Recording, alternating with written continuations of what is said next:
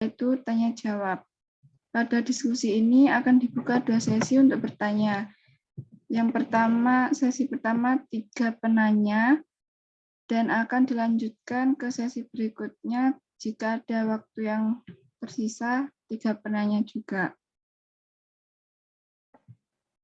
Untuk teman-teman yang ingin bertanya, silakan raise hand terlebih dahulu.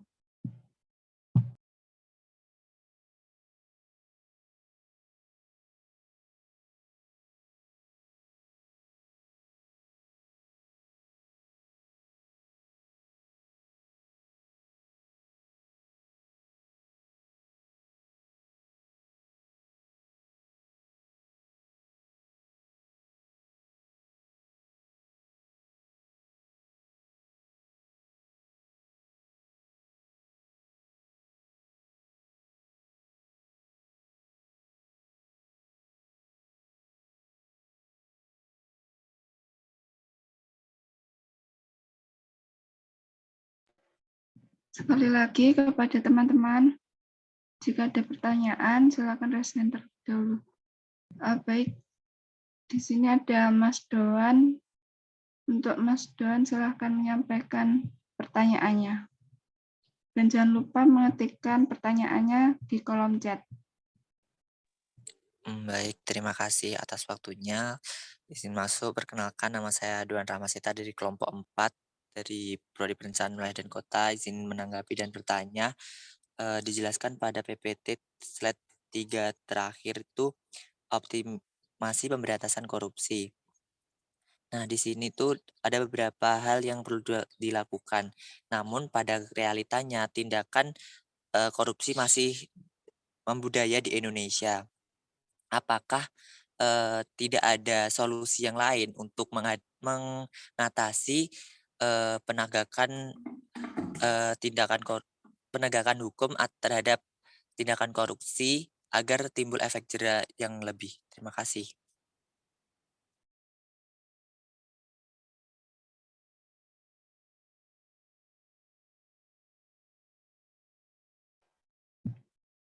Untuk kelompok 8, apakah langsung dijawab atau ditampung terlebih dahulu? Izin masuk moderator, mungkin ditampung lebih dahulu. Baik. Untuk selanjutnya, jika ada pertanyaan, silakan raise hand terlebih dahulu.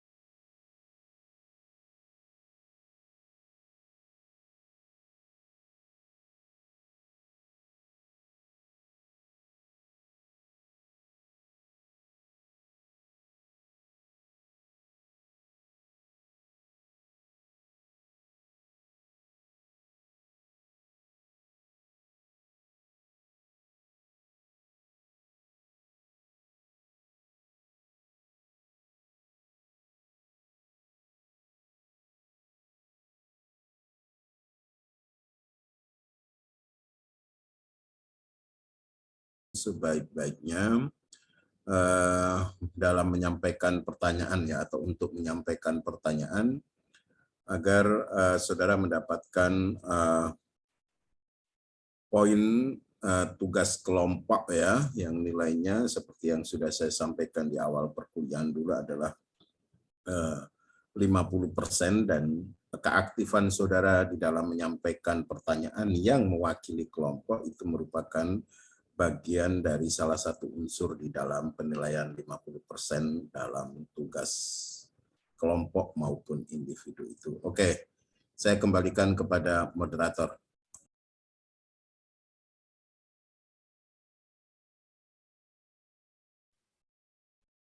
Kepada Mas Doan, dimohon untuk menuliskan pertanyaannya di kolom chat ya.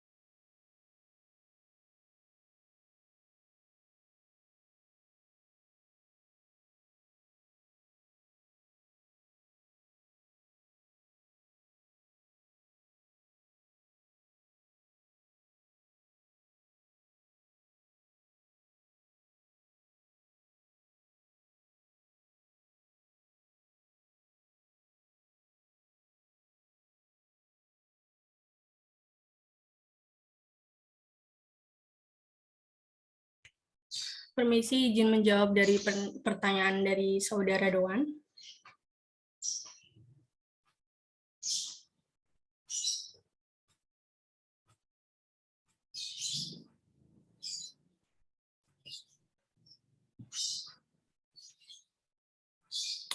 Untuk pertanyaannya yaitu apakah ada upaya lain selain yang dijelaskan yang dapat memberikan efek jera kepada pelaku tindak pidana korupsi. Menurut kelompok kami, solusinya itu harus dimulai dari dirinya sendiri, dari pelaku tindak korupsi tersebut, di mana ketika pelaku tindak pidana korupsi itu memiliki kesadaran terhadap yang dilakukannya itu salah, maka dengan penanggulangan yang lain itu bisa dapat diefektifkan kepada pelaku seperti itu. Kemudian pemberantasan korupsi juga bisa dilakukan dengan pendekatan yang komprehensif, sistematis, dan berkesinambungan. Penanggulangan korupsi ini dilakukan dengan cara setiap unit kerja organisasi, di mana dari pelaku tindak pidana korupsi itu memiliki kemampuan politik dan tindakan kepala negara untuk mengambil langkah proaktif dalam pencegahan dan pemberantasan korupsi dan tindak pidana. Lalu membentuk organisasi untuk mendukung upaya anti korupsi seperti Komite Ombudsman sebagai organisasi untuk menyelidiki keluhan tentang kemerosotan administrasi yang terjadi dari pelaku tindak pidana korupsi. Lalu membangun mekanisme kontrol pemerintahan yang menjamin terselenggaranya praktik tata kelola yang baik dan bersih, baik di lingkungan pemerintahan, swasta maupun organisasi masyarakat. Selain itu, kita juga ada contoh dari kehakiman yang sudah melakukan tugasnya dalam memberantas korupsi yang baik, di mana dari kehakiman tersebut memberikan penegakan hukum yang sangat berat kepada pelaku tindak pidana korupsi. Mungkin seperti itu. Izin menambahkan, untuk pencegahan korupsi juga dapat dilakukan dengan memanfaatkan teknologi pada sistem. Seperti yang telah diketahui bahwa teknologi digital saat ini berkembang dengan pesat. Teknologi tersebut dapat digunakan untuk mempermudah sistem birokrasi baik di pemerintahan, perusahaan, bisnis, maupun lembaga pendidikan. Dengan memanfaatkan teknologi, maka setiap aktivitas dapat dipantau sehingga meminimalisir kesempatan untuk melakukan korupsi. Mungkin itu apa bisa diterima jawabannya? Baik, terima kasih atas jawabannya, sangat menjawab sekali. Terima kasih.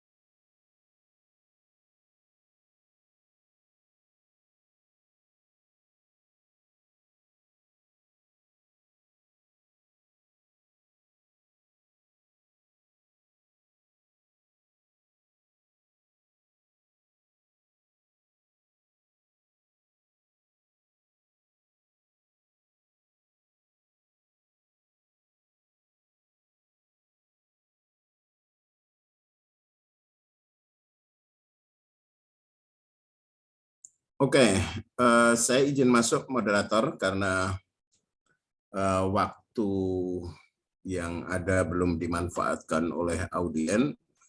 Maka untuk diskusi kali ini saya akan berpendapat dan minta tanggapan. Ya, berpendapat dan minta tanggapan terkait dengan law enforcement atau penegakan hukum di Indonesia. Apa suara saya bisa didengar? Mohon direspon. Bisa, Bisa, Bapak. Bapak. Oke, terima kasih. Kalau saya menyimak dari paparan saudara mengenai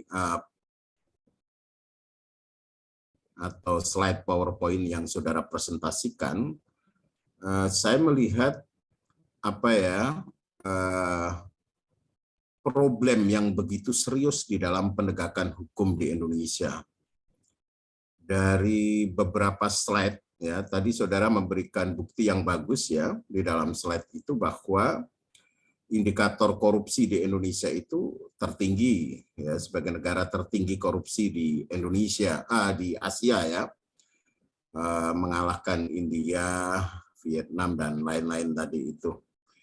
Itu menandakan betapa akutnya problem kebangsaan ini terkait dengan korupsi ya, yang itu menjadi masalah kebangsaan yang setiap rejim mengalami persoalan itu, mulai dari Orde Lama, Orde Baru, dan Orde Reformasi hari ini. Ya.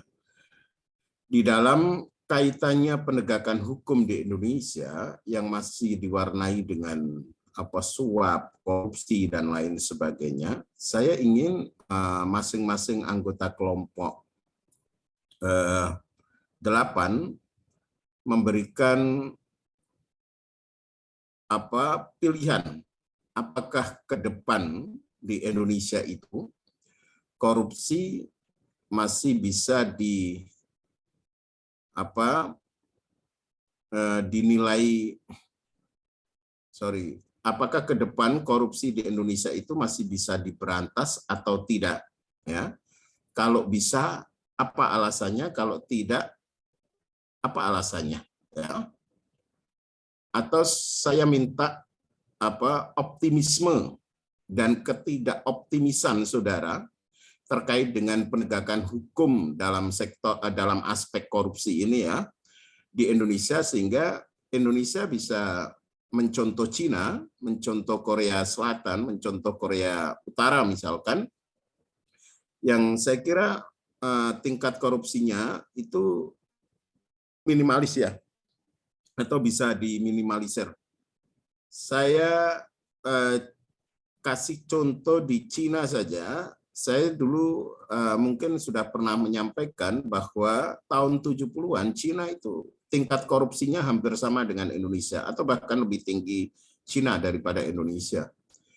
Sehingga Perdana Menteri Cina pada waktu itu, Zhu Rongji, mengatakan tahun 70-an itu dalam rangka untuk menghadapi para koruptor di Cina, pernah menyampaikan, siapkan 1000 peti mati dan tinggalkan 1 untuk saya. Ya, itu betapa kerasnya Zhu Rongji waktu itu sebagai Perdana Menteri Cina untuk memberantas pejabat yang korup ini. Jadi waktu itu dia tidak peduli siapapun yang melakukan tindak pidana korupsi maka akan dihukum mati. Di Indonesia sama juga, ketika zaman Pak SBY itu pernah bilang bahwa dia akan memimpin perang terhadap korupsi dan menghunus pedang untuk melawan para koruptor. Tapi dalam prakteknya tidak bisa seperti di Cina. Ya, kita sangat lemah lunglai di dalam penegakan hukum mengenai tindak pidana korupsi. Saya ingin minta pendapat saudara yang presentasi hari ini. Apakah saudara masih optimis atau pesimis ya? Saya kira sama dengan pertanyaan di awal tadi itu ya. Pesimis atau optimis terhadap penegakan hukum di Indonesia terkait dengan korupsi. Kalau optimis apa alasannya? Kalau pesimis apa alasannya? Terima kasih. Bisa dipahami pertanyaan saya? Mohon direspon? Bisa, Pak. Oke. Terima kasih. Waktu saya berikan kepada moderator.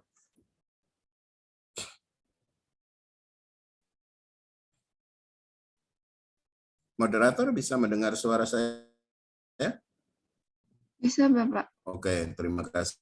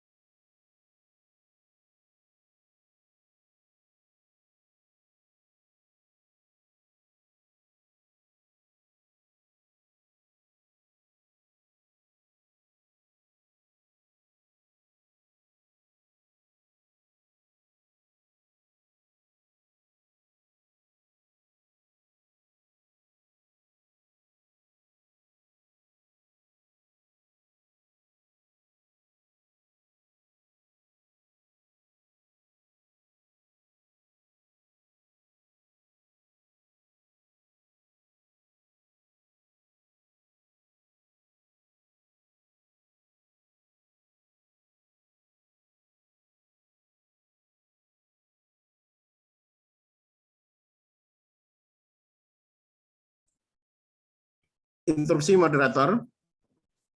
Mohon izin masuk. Moderator bisa mendengar suara saya? Bisa, Bapak.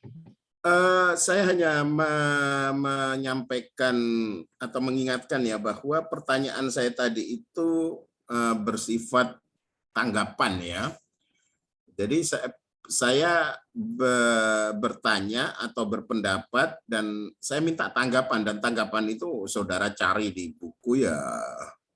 Dalam diskusi seperti ini ya sangat terbatas waktunya. Jadi saya lebih menuntut pada kekuatan argumentasi saudara di dalam melihat bagaimana sebenarnya kondisi penegakan hukum terkait dengan masalah kebangsaan, yaitu masalah korupsi di Indonesia. Jadi itu lebih bersifat pandangan pribadi. Mungkin pandangan pribadi itu saudara bisa perkuat dalam referensi atau bacaan, tapi hanya sebatas mendukung saja. Tapi yang lebih utama adalah bagaimana pandangan saudara, pesimis atau optimis. Ya, kalau optimis bahwa korupsi di Indonesia masih bisa diberantas ke depan, ya, atau pesimis dengan kondisi seperti ini ketika hukum itu lebih tajam ke bawah dan tumpul ke atas, lebih tajam pada pencuri sandal jepit daripada pada koruptor misalkan, itu silakan saudara memberikan pandangan terhadap apa yang saya sampaikan itu. Kalau saudara cari di dalam buku ya saya kira tidak ada, ya tidak ada, harus saya katakan tidak ada karena memang tanggapan ya itu, kecuali saya bertanya tolong jelaskan definisi korupsi, saudara pasti bisa itu. Saudara cari di googling di internet gitu, ada pasti korupsi adalah bla bla bla bla. Tapi kalau pendapat dan pandangan itu susah ya kalau mencari di internet ya, atau saudara googling di internet itu susah. Lebih banyak ke pandangan-pandangan saudara terkait dengan optimisme dan pesimisme terhadap penegakan hukum terkait dengan korupsi. Saya kira itu Mbak Devi, selaku moderator saya kembalikan lagi. Baik, Bapak.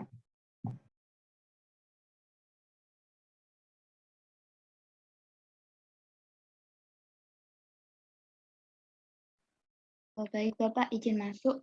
Mungkin menurut saya di masa depan apakah korupsi itu masih bisa diberantas atau tidak? Mungkin kalau menurut saya untuk keadaannya sekarang ini penegakan untuk korupsi sendiri kan masih lemah. Nah, untuk di masa depannya apakah bisa diberantas atau tidak itu masih bisa. Jika misalkan penegakan terhadap tindakan korupsi itu sendiri dipertegas. Seperti contohnya kan sekarang sudah diatur UU mengenai hukuman bagi tindak pidana korupsi yang menjatuhi hukuman mati supaya timbul efek jera begitu. Tapi dalam prakteknya sendiri pada saat ini kan masih belum menjadi wacana seperti itu. Mungkin jika penegakan tersebut itu diperkuat di masa depan mungkin akan memberantas korupsi itu sendiri. Mungkin seperti itu. Saya perdalam lagi Mbak Dela Saputri ya. Kalau menurut saudara sudah ada wacana, itu baru wacana atau sudah diundangkan? Yang saya tahu itu sudah ada undang-undangnya, tapi masih belum dilakukan. Baru diwacanakan untuk diundangkan. Ya. Dan itu kemarin kasus yang menarik adalah ketika terjadi tindak pidana korupsi yang dilakukan oleh Kementerian Sosial, harus saya sebut namanya karena sudah ingkrah ya, Pak Juliari Batubara ya, ketika masa pandemi kemarin sebelum diganti oleh Bu siapa itu mantan wali kota Surabaya ya, Bu Risma ya. Pak Menteri Juliari Batubara itu melakukan tindak pidana korupsi bantuan sosial pada saat pandemik ya, dan itu nilainya luar biasa. Dan ketika menghadapi kasus besar seperti itu di Indonesia waktu itu baru mewacanakan ya, beberapa media yang saya baca baik Tempo, CNN dan lain sebagainya bisa dimungkinkan untuk dilakukan pidana mati terhadap kasus Pak Juliari Batubara karena melakukan tindak korupsi, pidana korupsi, bantuan sosial untuk masyarakat yang terkena dampak kasus pandemi COVID. Tapi Kenyataannya berbalik 180 derajat karena hukuman Pak Juliari Batubara sangat ringan. Ya, ini problem penegakan hukum di negeri kita, dan kalau situasinya seperti itu, maka menurut saya pada meskipun berpikir pesimis itu tidak diperkenankan ya, tapi kalau kondisi bangsa ini tidak mau memperbaiki diri, terutama di pejabat, ya, maka saya kira situasinya akan semakin buruk ya, penegakan hukum tindak pidana korupsi itu. Saya kira Pak Juliari Batubara itu tindak pidana yang menurut saya kejahatannya melebihi sudah mengabaikan nilai-nilai kemanusiaan. Ketika para pedagang cilok ya, pedagang kecil sedang meregang nyawa ya dalam tanda kutip dalam menghadapi kesulitan ekonomi di masa pandemik, sementara pejabat dengan begitu mudah melakukan tindak pidana korupsi dengan kasusnya itu adalah membuat manipulasi nama-nama penerima bansos ya, sampai jumlahnya jutaan penerima bansos fiktif. Dan itu saudara masih bisa baca di internet berapa jumlah uang yang didapatkan kementerian pada waktu itu ya. Mungkin Pak Juliari tidak memakan uang itu ya sendiri, tapi tanggung jawab ada di kementerian, karena kementerian itu adalah penanggung jawab bagi bantuan sosial dampak pandemi COVID-19 pada waktu itu, dan itu salah satu contoh kasus saja, masih banyak contoh kasus yang lain. Kalau mengacu pada itu, maka pesimisme masih menjadi sesuatu yang menggelayuti pikiran publik di negeri ini ya.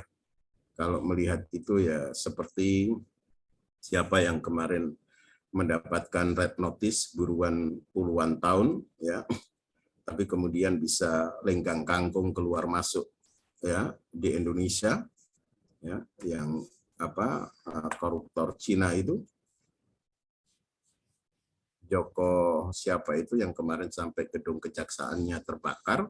Kemudian ada kong kali kong penegak hukum, kepolisian dan kejaksaan untuk mengeluarkan izin ya pelesiran bagi si koruptor itu ya. Bahkan terakhir itu kemudian ada bonus potongan masa hukuman ya, yang dilakukan oleh pihak-pihak yang membantu pelarian buron terhadap buronan Indonesia itu. Oke. Terima kasih Mbak Dela. Silakan 3 anggota lainnya untuk memberikan pandangan. Boleh optimis, boleh pesimis. Itu hak saudara. Tapi saya minta ada bukti-bukti yang bisa menguatkan pandangan pandangan saudara yang pesimis maupun yang optimis. Terima kasih. Saya kembalikan pada moderator.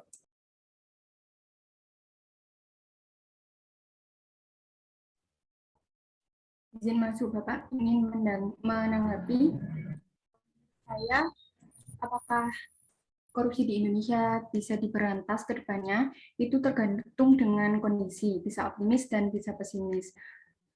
Apabila dilihat dari kondisi sekarang, mungkin saya mengatakan pesimis, karena seperti yang telah diketahui bahwa penyebab korupsi itu banyak, beberapa faktor-faktor penyebab korupsi itu banyak.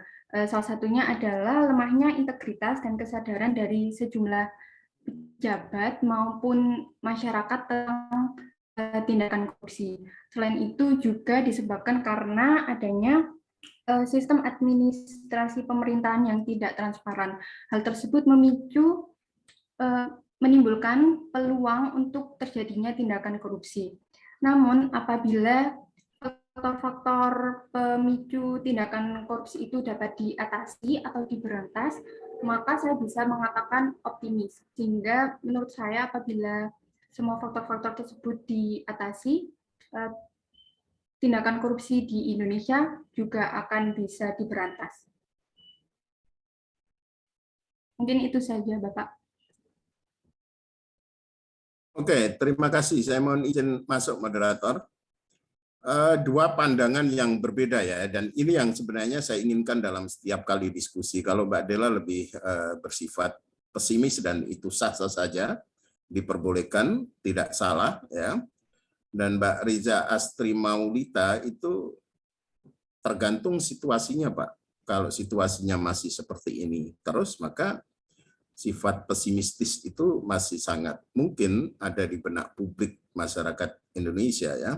Tapi kalau ke depan penanganan kasus korupsi itu bisa bergerak maju lebih berani dengan menghukum, ya kalau tidak hukuman mati ya pemiskinan 7 turunan misalkan, dan itu saya kira akan sangat menakutkan dan membuat efek jerah bagi para perilaku korupsi di Indonesia, apalagi penyitaan aset-aset hasil korupsi ya sampai ke 7 turunan itu luar biasa. Atau mencontoh di Amerika ya, ada hukuman itu sampai 1000 tahun, 200 tahun, 100 tahun gitu, untuk menggantikan hukuman mati. Jadi selama sisa hidupnya orang yang melakukan tindak kejahatan berat itu hanya di dalam penjara ya. Itu kalau di Amerika ya.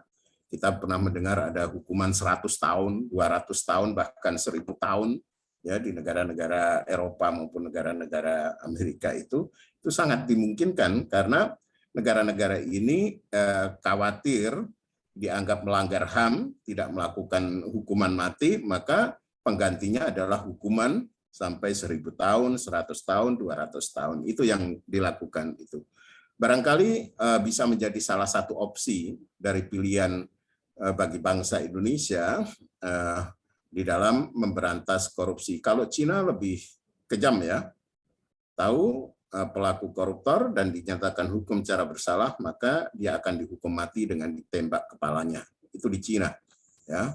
Ketika Zhu Rongji ya menjadi Perdana Menteri Cina, dan itu sangat terkenal dengan ketegasannya di dalam memberantas korupsi. Oke, terima kasih Mbak Dela sama Mbak Reza.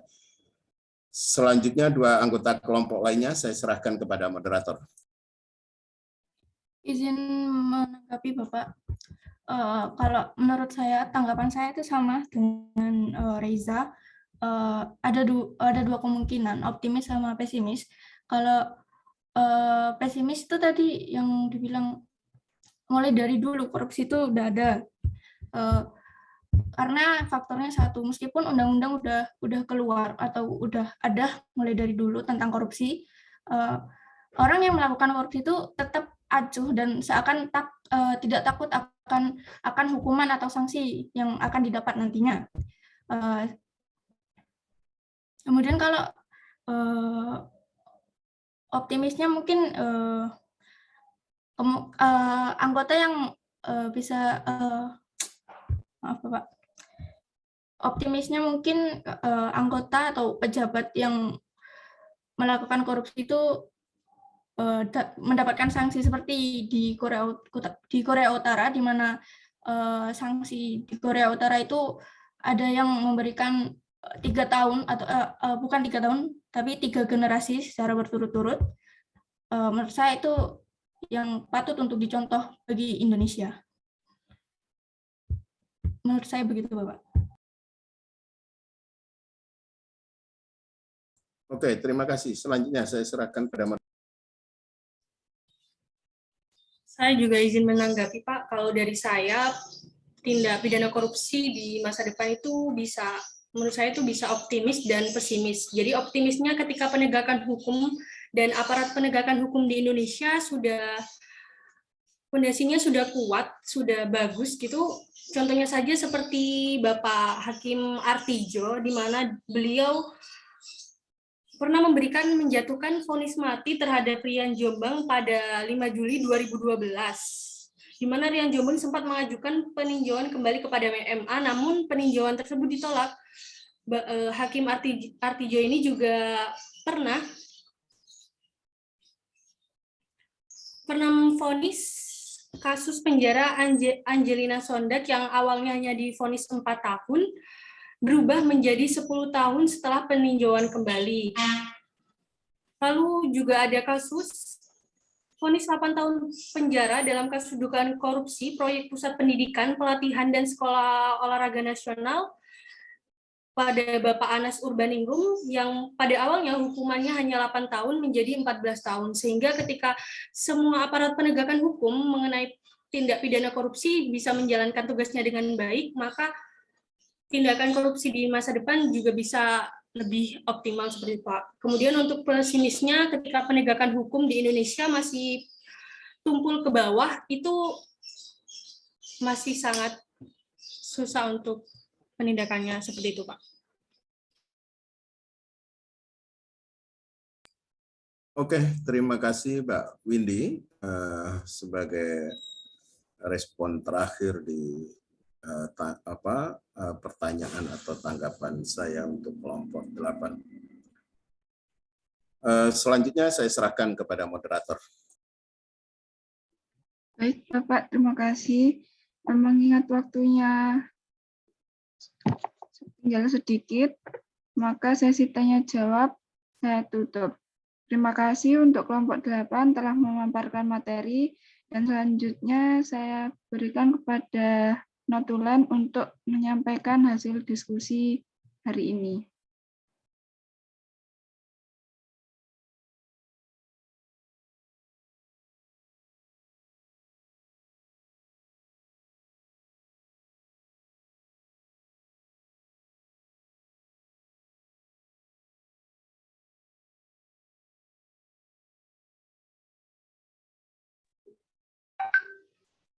Saya Risha Fiatur sebagai notulen akan membacakan notulensi dari pemaparan materi yang tadi.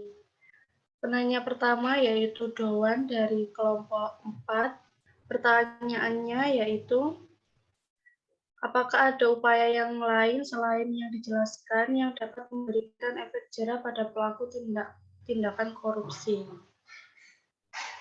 Jawaban pertama yaitu solusinya harus dimulai dari diri sendiri, di mana pelaku korupsi memiliki kesadaran bahwa apa yang dilakukan itu salah, maka mereka akan sadar akan upaya-upaya yang ada. Juga dapat dilakukan dengan teknologi, sistem teknologi dapat membantu di berbagai bidang, semisal politik, pendidikan, dan lain-lain, sehingga dapat menjadi pengawas ketika adanya tindakan korupsi.